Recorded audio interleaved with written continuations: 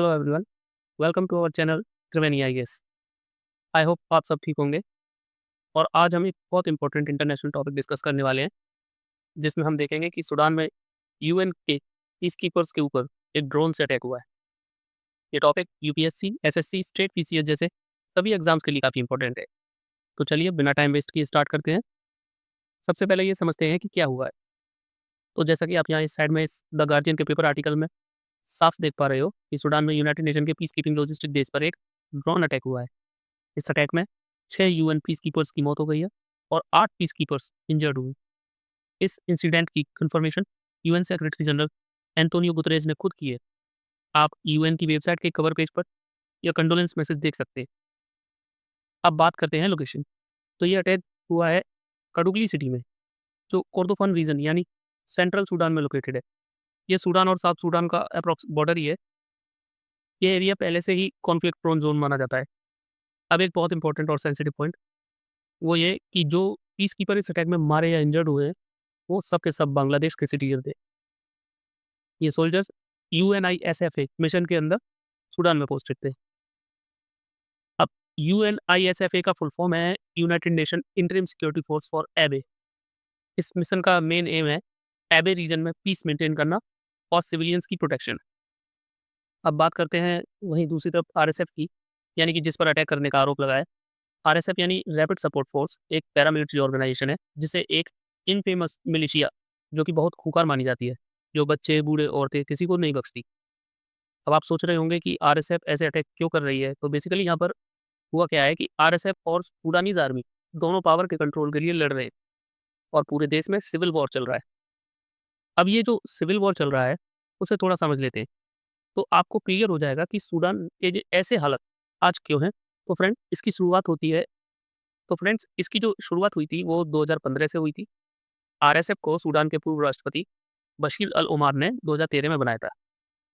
अब इसको बनाया कैसे था कि इसको पहले की जो वहाँ जंजावीद मिलिशिया के मेंबर थे, उनको ही लेकर इसको एक नया रूप दे दिया गया। अब जंजावीद मिलिशिया कौन है, इसको मैं ज़्यादा डीपली नहीं बताऊँगा, पर ये समझ लीजिए कि इस मिलिशिया गैंग के ऊपर रेप करना, टॉर्चर, ह्यूमन मैसेकेयर सारे आरोप लगे हैं, जिसका इस्तेमाल सरकार ने 2003 के दारफुर में हुए विद्रोह दबाने के लिए किया था।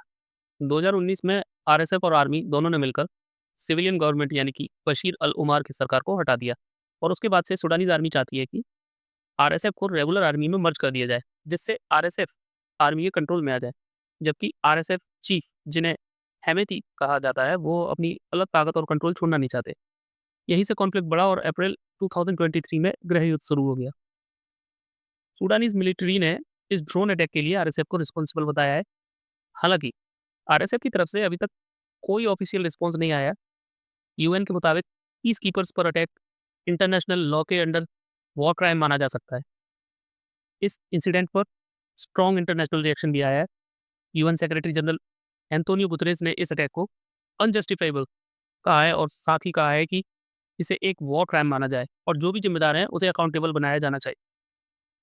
अगर यहाँ हम बांग्लादेश की बात करें तो Bangladesh UN peace keeping mission का मेजर कंट्रीब्यूटर है। इंडिया भी यूएन पीस कीपिंग में बहुत इंपॉर्टेंट रोल प्ले करता है, mostly in Lebanon, South Sudan, republic of Congo, Cyprus, western Sahara है जैसे देशों में। इनफैक्ट टॉप 5 कंट्रीब्यूटर में इंडिया आता है। लेकिन यूएनआईएसएफए यानी कि United Nation interim security force for Abyei mission में इंडिया का रोल लिमिटेड माना जाता है, लगभग ना के बराबर ही है। अब सवाल उठता है आगे क्या हो सकता है।